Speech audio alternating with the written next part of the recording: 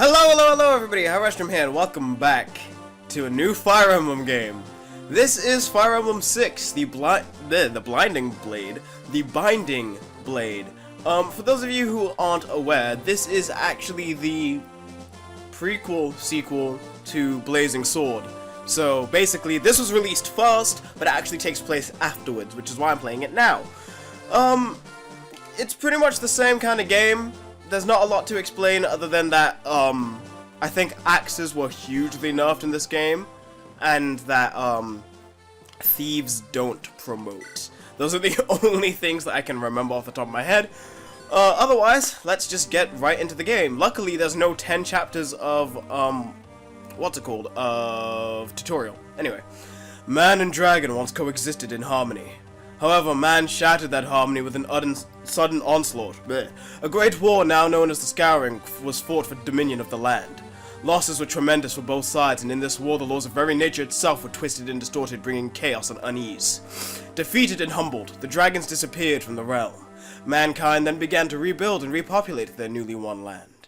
A millennium has passed since then. After defeating the dragons, the humans of Alib quickly spread their culture and civilization to the furthest reaches of the continent. In the west lies the kingdom of Etruria, which is widely considered to possess the most refined culture in all of Alib. The kingdom of Bern, with its powerful military and logical, pragmatic people, is located on the other side of the continent in the east. These are the two most powerful nations in Alib, with the weakened nations situated between them. These smaller lands are the Lycian League, whose numerous territories are independently ruled by a number of marquesses that are bound by a vow of allegiance. Ilia, where the people arduously till the frozen soil and may become mercenaries to earn money to survive. And Sake, where the various clans ride through the plains on horseback. Although there were occasional clashes between these nations, the majority of the people of Alib lived in peace. That peace, however, was not to last. King Zephiel of Bern has commanded his forces to conquer the entirety of Alib. Bern's armies first attacked Sake and Ilia, ruthlessly massacring all who opposed them. Now, Bern is mounting a merciless invasion into Lycia. Foray is a territory of Lycia known for its beauty and honorable lords. Foray's Lord Roy was in Ostia, Lycia's largest territory, when the invasion began. He had been sent to study to become the next Marquess of the Foray territory. However, the sitting Marquess and Roy's father, Eliwood, who has been ill, has sent for Roy to return to lead Foray's soldiers in defending against Bern. Marquess Hector of Ostia leads the Council of Lords in Lycia. At the same time, Eliwood sent for Roy. Marquess Ostia's daughter Lilina was in Foray visiting Eliwood, who is Marquess Ostia's longtime friend and confidant. Upon receiving his father's message, Roy hurries home, taking with him his vassals, and Bors, a knight from Ostia, who is responsible for Lilina's safety. The story begins when Roy reaches the outskirts of Foray. Now we're finally getting into the actual game. Nice. Chapter 1, Dawn of Destiny.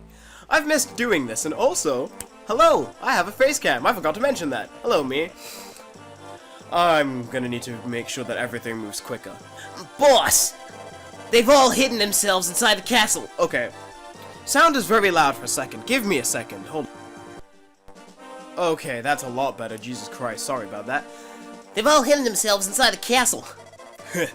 Even Eliwood, the greatest knight in Lycia, is no match for an illness, it seems. You were right when you said there wouldn't be many soldiers. They're all getting ready to defend against Bern. Of course I was right. I'm always right, you fool. But reinforcements could be here any minute. Alright, you curs, listen up. Kill everyone in the castle while we still got time. Then we can waltz out of here with all the loot. Oh, Jesus Christ. Castles ain't the only places to loot. Let's go ransack the villages and take everything they got. And we can never save that village. Oh, Jesus Christ. Didn't expect him to be the first character we actually see from the old game. Oh god, what was the voice I gave him? Lord Eliwood! We're under attack by bandits from Mount Balm! I understand. Thank you, Merlinus. Blasted. Were I not in this pitiful state, I would have taken care of them all myself. Lord Eliwood? Lilina, you must hide yourself. This castle is going to become a war zone. No, my lord. I can fight too. Don't be absurd. I couldn't face Hector if something happened to you in my own castle. My father? But... It's going to be alright. Roy should be here any moment, so we just need to hold our own until then. He'll drive off these dastards. Merlinus, send a messenger to Roy to let him know the current situation. We need his help. Yes, my lord. Is he here yet? Oh my god, look at all this setup. Oh, there he is. Oh no. Oh no. Oh, okay. What did I make? I made Eliwood sound like this. So this is Roy, his son.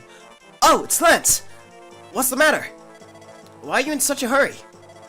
Lord Roy, bandits have appeared and are attacking the castle as we speak. No! Is the Marquess unharmed? He's inside, defending against the bandits' attack. But I don't know how long he can last with his illness. Excuse me. Lance, is it? Is Lady Lilina safe? You must be a knight of Ostia. Lady Lilina is in the castle. She should be alright. She's with Lord Eliwood after all, but he can't last forever. No. I shouldn't have let Lina go to the castle before me. Oh, God. Lord Roy, regret won't solve anything. We must retake the castle. Walt is right! We must make haste! God damn it. Yes, you're right. There's no time to despair. Hello, Marcus.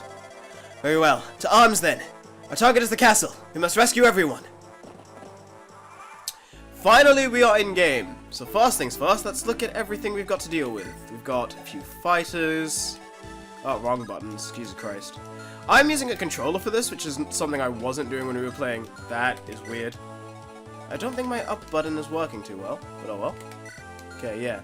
Everyone's pretty much, you know, same level. Luckily, though, if I check this. In this game, the axes have, like, no hit, so we're fine there. But anyway, that's not what's important. What is important, however, is these colorful group of characters. So let's talk about, what are they called?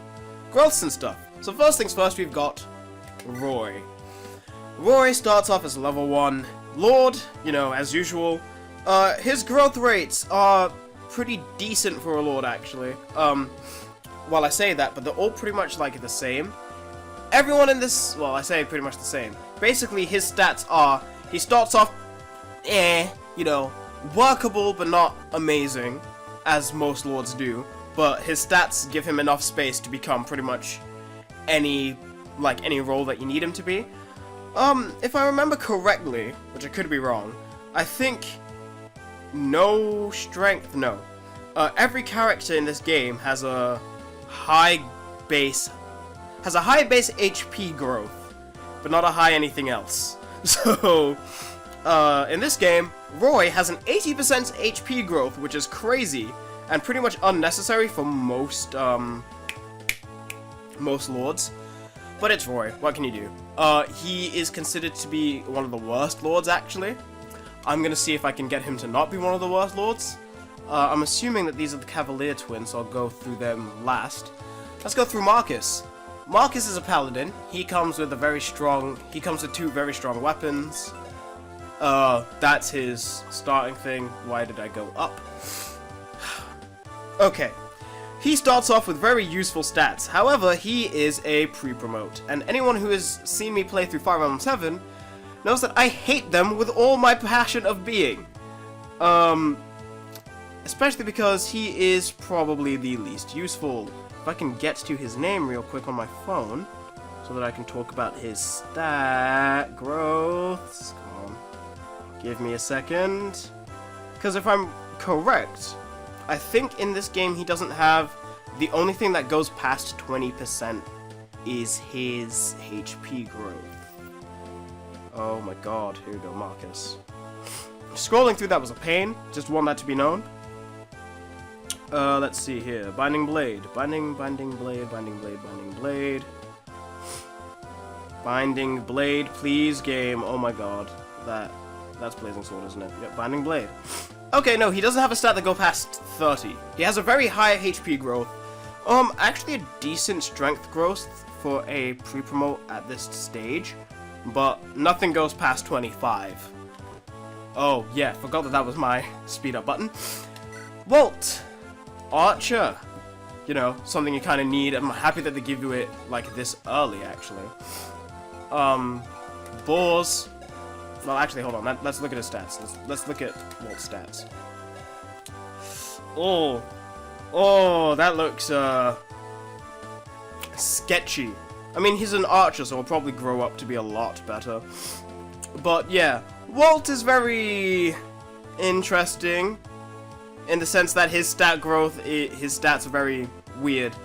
40% growth in strength, which is nice. 50 in skill, which is also very nice. His luck stat is 40. I mean, he's workable. He's very workable. It's just that he has very low bases, which make him less workable. Then you have Alan and Lance. Let's see if I can tell the difference. Oh god, come on. Why are they so separated? Okay, let's just look at him first.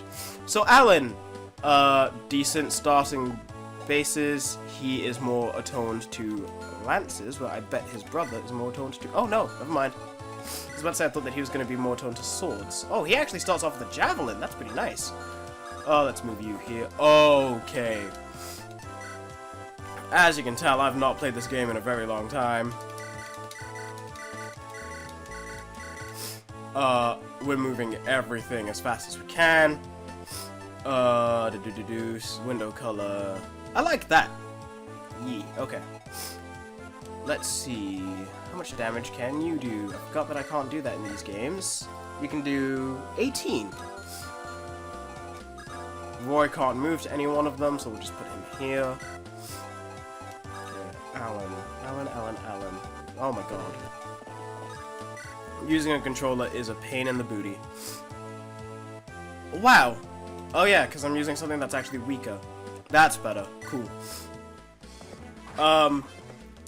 So yeah, as you can see, the sprites in this game are actually not a lot different to FE7 sprites, and that's just because they work on the same engine, if I'm correct. Hopefully... Oh, damn it. Can you get past here? Yes, you can. You better not die, like, immediately. This is just the general idea. I'll move you down here, actually. Oh my god, what the hell?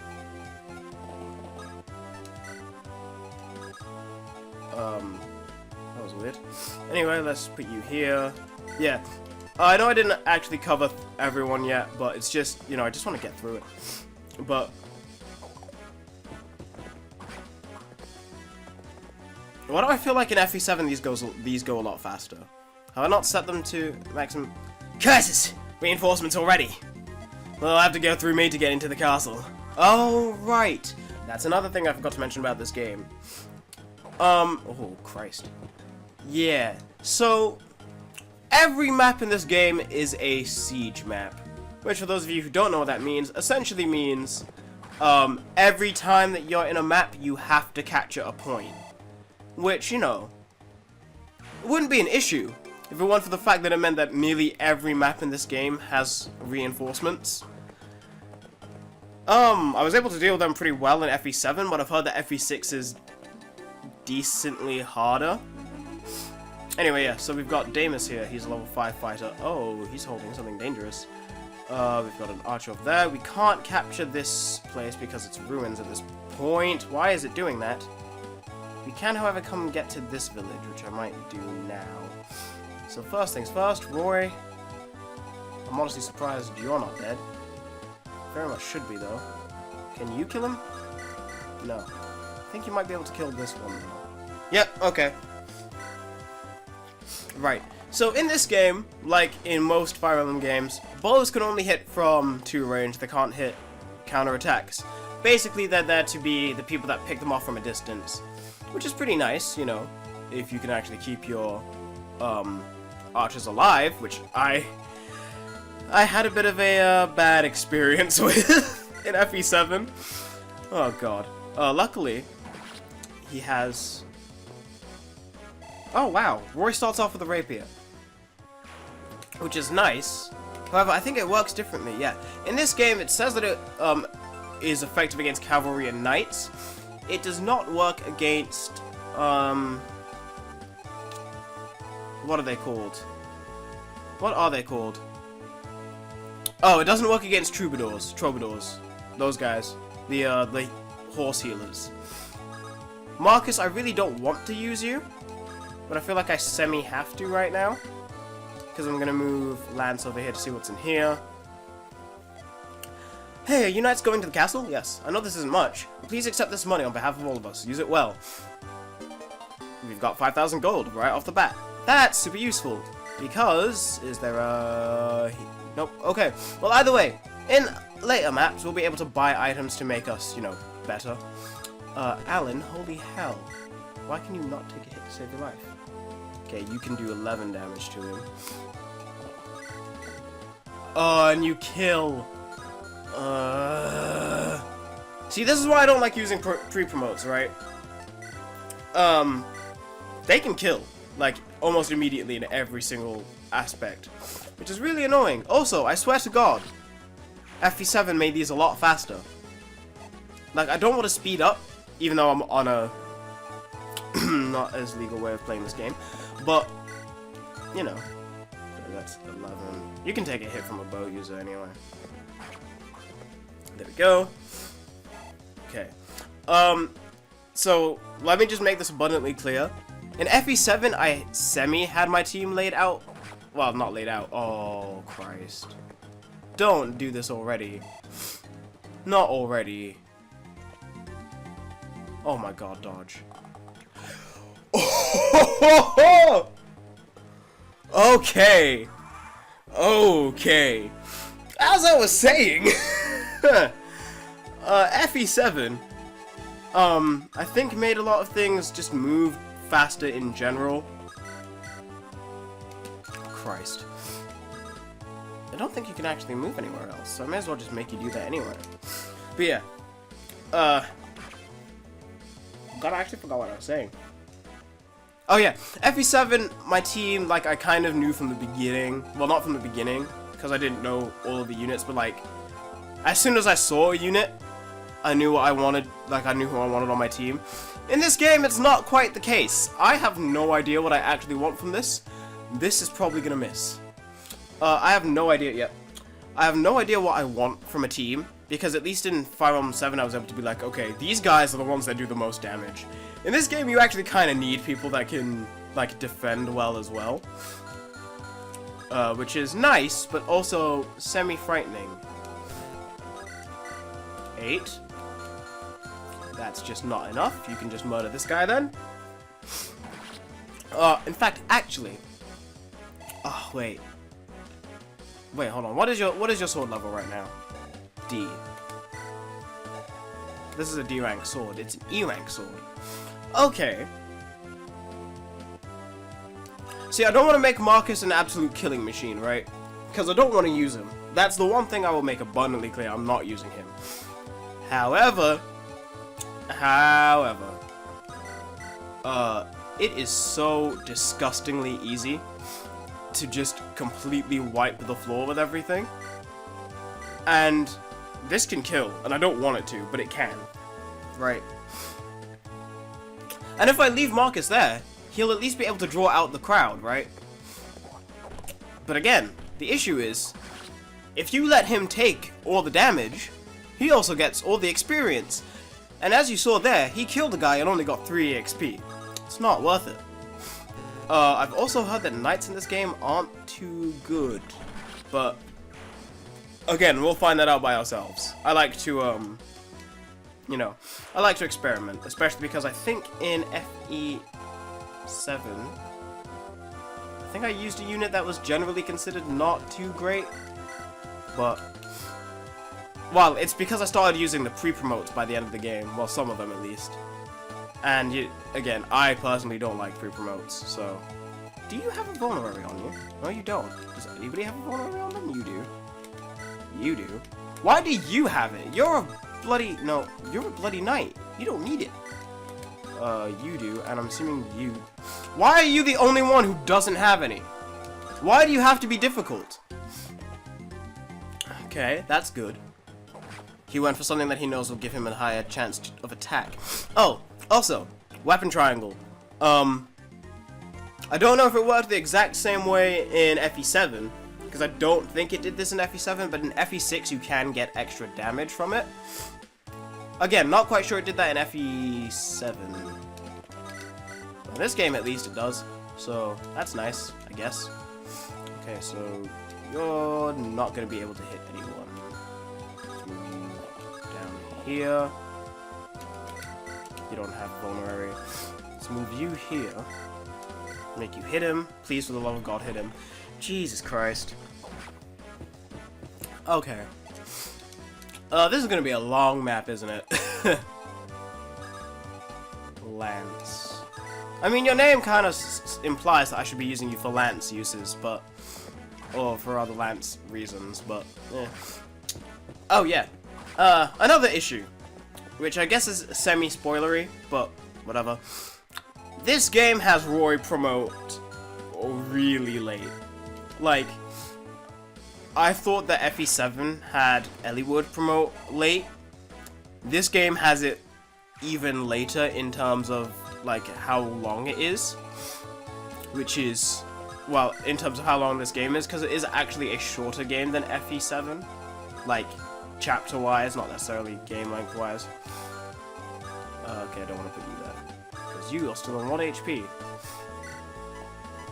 Take the one from Boris, he doesn't need it. God. But yeah, Fire Emblem. I'm happy that I'm actually getting around to bloody playing this, because, you know, I really like this game series. You there. You can support with them, you can support with them. I think everyone here can support with them. I'll just put everyone around Rory so that at least he can get some sort of power-up boost. Oh, which reminds me, supports. I didn't know how they worked in the last game. Now I do. Semi. You see this... You see how Roy has fire, right? That means that if he supports with anybody, the people he supports with get an extra damage boost, and I think an extra hit percent boost as well. Basically, fire in FE6 and 7 is one of the best affinities to work with. So you should pretty much do that.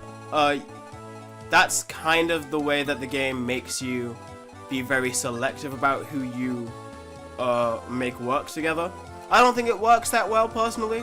Do you have a hand axe or something? You have an iron axe. Why did it say you can... Oh, no, I'm crazy. I read it wrong. Anyway, yeah, so... Whatever you support in this game, just be very aware of the affinities of each character. How did you hit a 38%?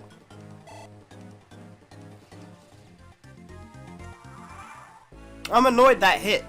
I'm very annoyed that hit. But oh well, what can you do? Davis. Okay. I'm trying to think about who's going to be the most difficult. You don't have that much experience right now. I'll probably give you the kill up here, probably. Walt, however.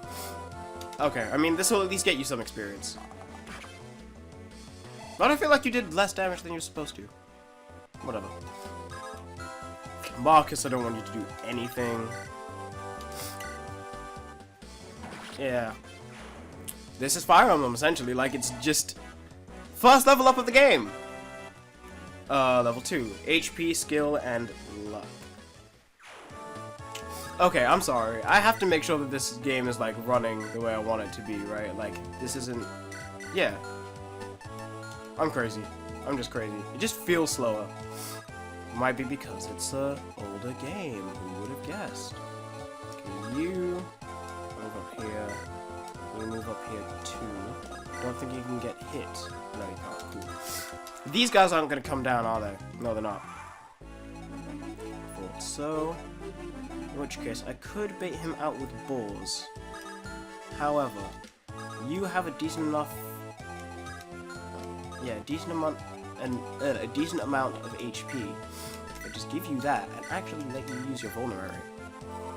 You'll definitely be able to survive. That was actually kind of a waste of a vulnerary, and I'm kind of annoyed I did that now. I'm gonna put you there so that if he doesn't kill, you can. I basically want to actually use an archer, because I killed the two archers that could actually have had something decent about them. I had Louise in FE7, which is a pre-promoted sniper, but I don't want to use pre-promotes again, really. I want to try and avoid them as much as I can, but I think this game has more of them, so... There you go, Lance. Okay. Walt. Murder. Please hit. Thank you. And you got a level up too. Nice. What'd you get? HP, skill, speed, luck, and defense. Nice. Didn't get strength, but honestly, the 2 level ups that you want throughout the entire game is 1 with strength or 1 with speed, because those are the most useful things in this game. From what I've personally played of Fire Emblem. Defense can be definitely useful, and you know, certain units have certain. Well, every unit has a personal growth rate, but very specific units work well. Like, for example, Oswin in... Yeah, Oswin? That is his name. Oswin in FE7. He was a knight, but he actually had a pretty good speed growth, which is nice, but that's not necessarily what he needs as a knight. It's kind of like that. You just kind of have to think about the game like that. I want...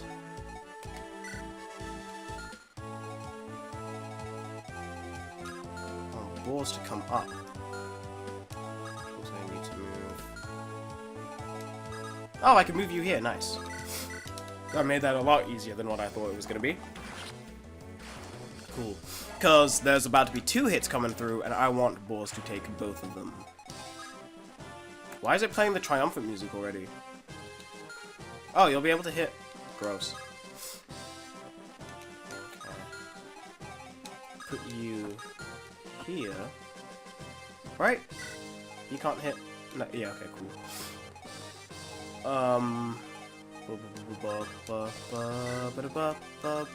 Yeah. Anyway, as soon as I'm able to take Marcus off the team, he's gone. I don't even care.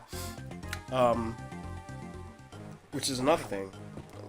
Like, this is the first chapter, so I don't need to look it up. But I need to be very careful with recruitment, because I know in this game specifically, it's very iffy. Ow. Aw, kind of was semi-hoping that he would outspeed. That's another thing I need to talk about. Sorry, I'm gonna assume that this is your first time watching a Fire Emblem game, even though I keep mentioning, FE7, which I played before. You should go watch that, by the way. Anyway, let's actually go through the stats while we're here. Strength, you know, more damage, like the higher the number, the more damage you inflict. Skill, improves the unit's hit rate. Also, I'm pretty sure improves the unit's crit rate as well. Speed affects both evasion and attacks. Basically, if the higher speeds you have, the more likely you are to dodge, and the more likely you are to double attack. Luck, this affects many different things, such as evasion, hit, crit, all of that. Defense, you know, reduces damage from weapons. Magical resistance is what you take from damage. Knights have no resistance throughout the entire game, just be prepared for that. Movement, and Constitution. I want to talk about Constitution real quick. So, in FE6 and 7, and probably a few others, as you can see, weapon have a weight number, or WT there. That's 8. Now, because Boars' Constitution is 14, he doesn't get any penalties, but if we looked at, say, 9... Yeah, okay. This is a perfect example. Lance. Lance has a Constitution of 9, right? However, his Javelin has a weight of 11, which is 2 more than the Constitution that he naturally has. So what does that mean? That basically means that the amount more of a weight on a weapon than your constitution is what is taken away from your speed. So if I used Lance with a javelin right now, it has 11 weight, he has 9 constitution. Instead of having 8 speed, he would effectively have 6 speed. That's basically how it works. I probably explained that rather long, like in a rather long-winded way. Also, these guys don't move. I know it says they do, they don't. Yeah, do I want you to take that? Or do I want you to take that? You can't kill him anyway, never mind. I'll do this. I feel like I just kind of have an affinity for the green, horseman, because even in FE7 I preferred Sane and Lowen really over Kent. But I haven't used Alan that much, so I should probably use him now. You can kill him with that. You can't kill him with that. Kind of don't want you to kill him, so... Nice. Only don't want him to kill because I want Walt to get as much experience as possible right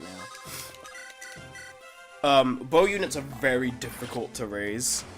I feel, at least in these games.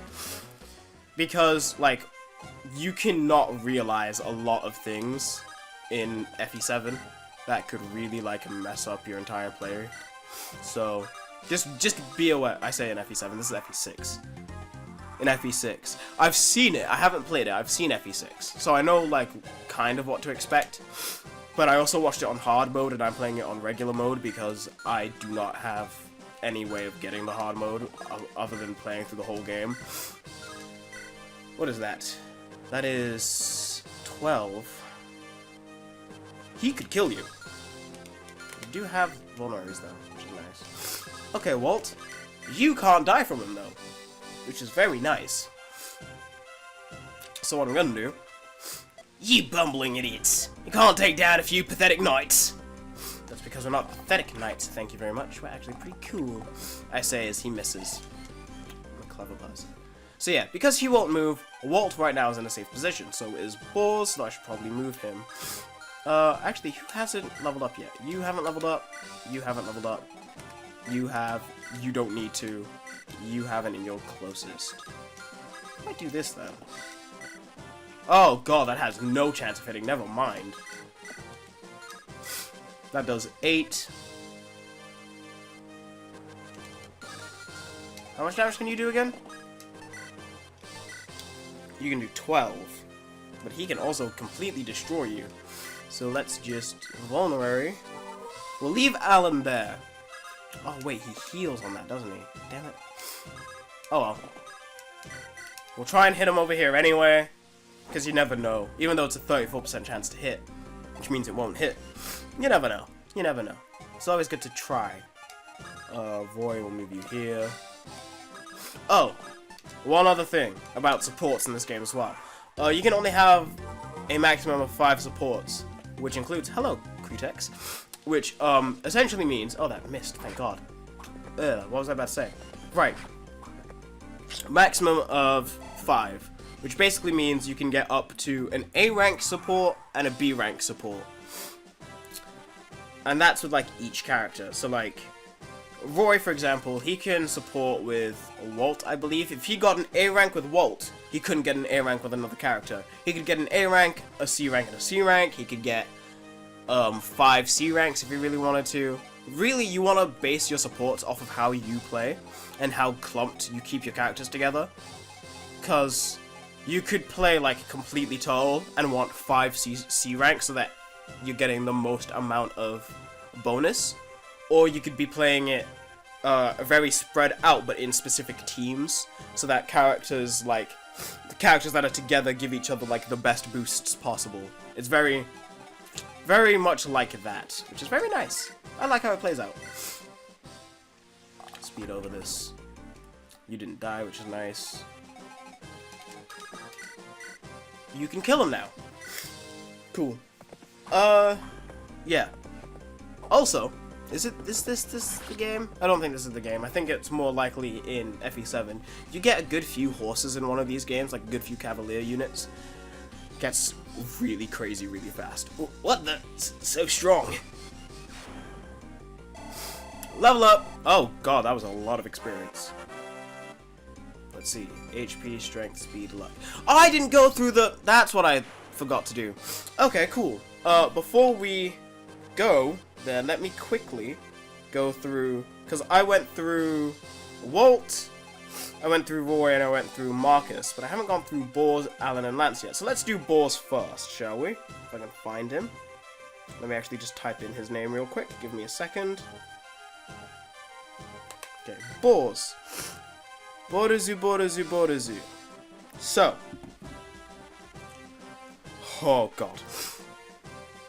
Bors has pretty decent starting numbers, you know. Something that you can work with and can definitely tank a few hits for your team. The issue, however, is in his growth rates. Now, he has a 90 HP growth, which is pretty good for a knight. His defense growth is 35, which is very low. Very, very low for what is supposed to be a knight. And his strength stat is also 30%. He can actually become a speedy... He can actually become a very speedy, what are they called? Speedy knight as well, which is rather crazy. I can suddenly see why they say that they're not amazing in this game, because those are not great stats for a knight. Eeny, meeny, miny, mo, catch a tiger by the toe. Oh, well, you just leveled up, so let's just go through you. You did get a few extra numbers, because, you know, did just level you up, but, trying to get through to his page, Fire Emblem, this is Alan, right? Alan. Cool, okay. Yeah, anyway, those are his stats with maybe a few numbers here and there leveled up.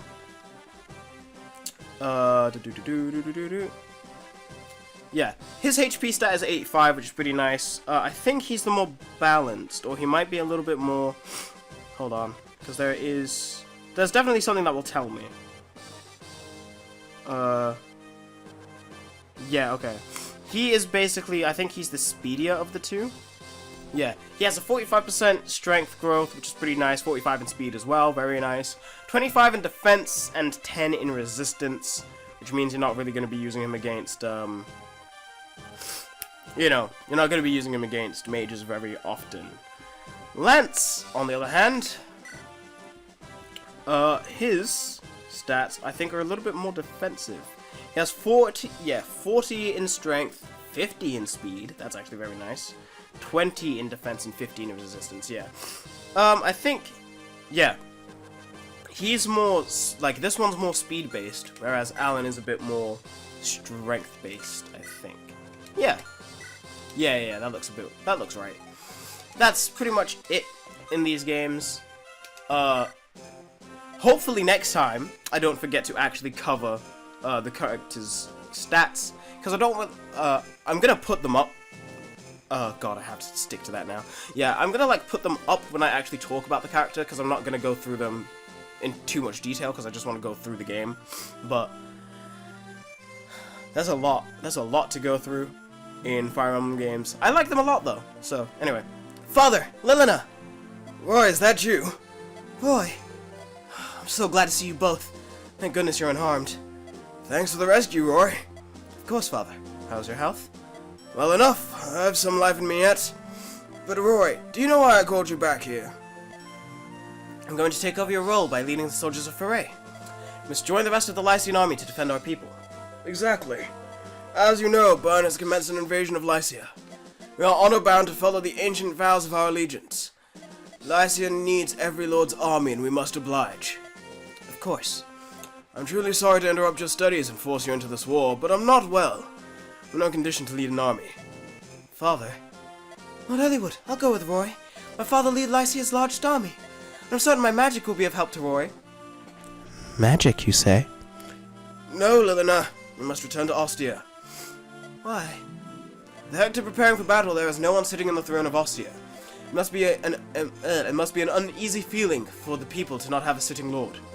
So, as the daughter of the Marquess, you must take the throne until Hector returns. That will put the people at ease. Do you have any objections? No, my lord.